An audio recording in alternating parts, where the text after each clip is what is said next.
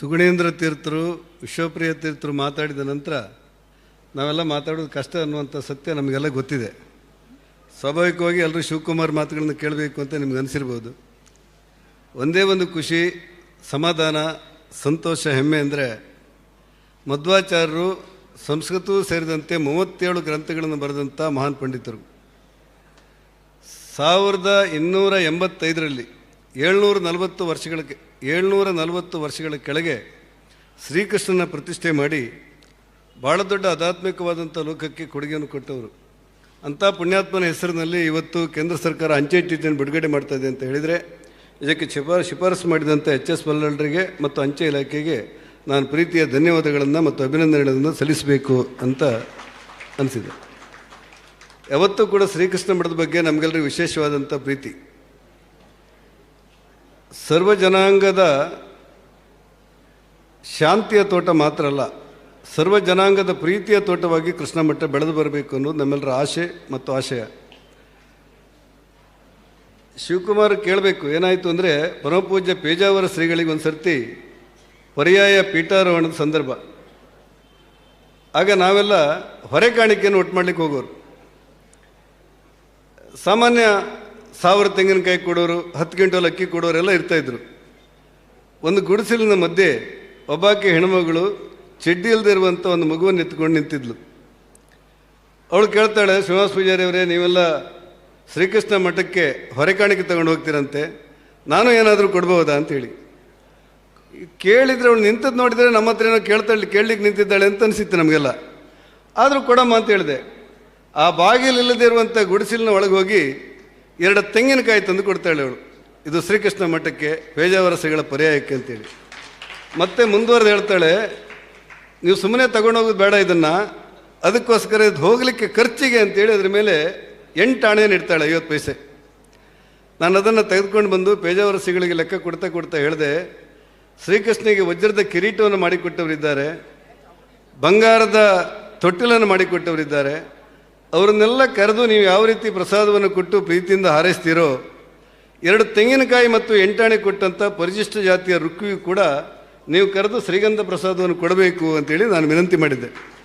ಪೇಜಾವರ ಶ್ರೀಗಳು ಅವಳನ್ನು ಮತ್ತು ಅವಳ ಮಗುವನ್ನು ಕರೆದು ಅವರಿಗೆ ಮಂತ್ರಾಕ್ಷತೆ ಕೊಟ್ಟು ಆಶೀರ್ವಾದವನ್ನು ಮಾಡಿದ್ದನ್ನು ನೋಡಿ ನಾನು ತುಂಬ ಭಾವುಕನಾಗಿದ್ದೆ.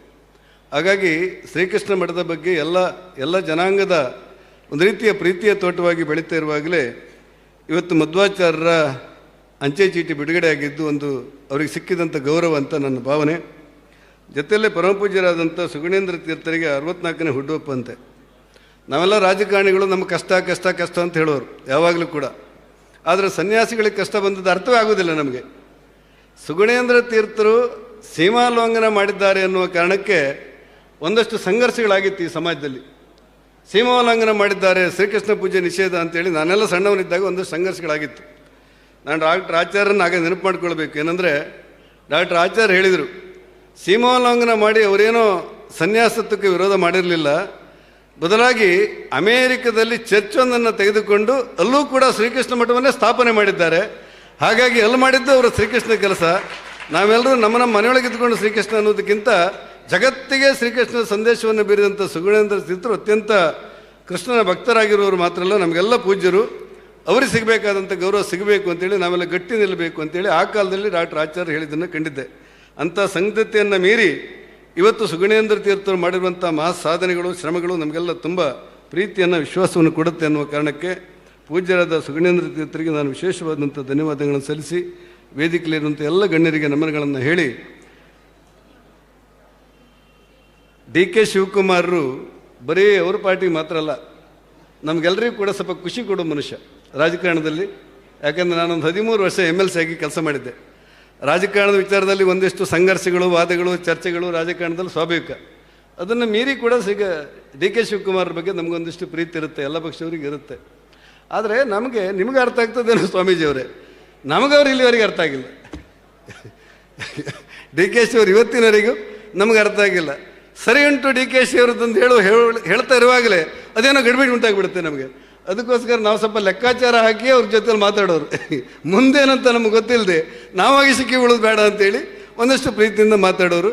ಇದರೆಲ್ಲದರ ಮಧ್ಯೆಯೂ ಕೂಡ ರಾಜಕಾರಣದಲ್ಲಿ ನೇರ ದಿಟ್ಟ ಅಂದರೆ ಒಂದು ರಸ್ತೆಯಲ್ಲಿ ಶಕ್ತಿ ಮೀರಿ ಕೆಲಸ ಮಾಡುವಂಥ ಸಾಮರ್ಥ್ಯ ಡಿ ಕೆ ಶಿ ಅವರಿಗಿದೆ. ರಾಜಕಾರಣದ ವೈಚಾರಿಕ ಅಭಿಪ್ರಾಯ ಭೇದಗಳ ನಡುವೆಯೂ ಕೂಡ ನಾವು ಗೌರವಿಸುವಂಥ ಒಬ್ಬ ವಿಶೇಷ ವ್ಯಕ್ತಿಗಳಲ್ಲಿ ಡಿ ಕೆ ಶಿವಕುಮಾರ್ ಒಬ್ಬರು ಅಂಥೇಳಿ ಪ್ರೀತಿಯ ಮಾತುಗಳನ್ನು ಹೇಳಿ ನಾನು ವೇದಿಕೆಯಲ್ಲಿರುವಂಥ ಎಲ್ಲ ಗಣ್ಯರಿಗೆ ಎಲ್ಲರ ಹೆಸರು ಹೇಳಿಲ್ಲ, ಯಾಕಂದ್ರೆ ನಂಗೆ 3 ನಿಮಿಷ ಹೆಚ್ಚು ಕಡಿಮೆ 3 ನಿಮಿಷ ಸಮಯ ಕೊಟ್ಟಿದ್ದಾರೆ ಅಂದಾಜು, ಯಾರ ಹೆಸರು ಹೇಳಿಲ್ಲ. ಪೂಜ್ಯ ಸ್ವಾಮೀಜಿಯವರ ಸಹಿತ ವೇದಿಕೆಯಲ್ಲಿರುವಂಥ ಎಲ್ಲ ಗಣ್ಯರಿಗೆ ನಮನಗಳನ್ನು ಸಲ್ಲಿಸಿ ಕಾರ್ಯಕ್ರಮಕ್ಕೆ ಶುಭ ಹಾರೈಸ್ತೇನೆ. ನಮಸ್ಕಾರ, ಧನ್ಯವಾದ. ಹೆಚ್ಚಿನ ವಿಡಿಯೋಗಳಿಗೆ ಪ್ರತಿಧ್ವನಿ ಯೂಟ್ಯೂಬ್ ಚಾನೆಲ್ ಸಬ್ಸ್ಕ್ರೈಬ್ ಮಾಡಿ, ಬೆಲ್ ಐಕಾನ್ ಕ್ಲಿಕ್ ಮಾಡಿ.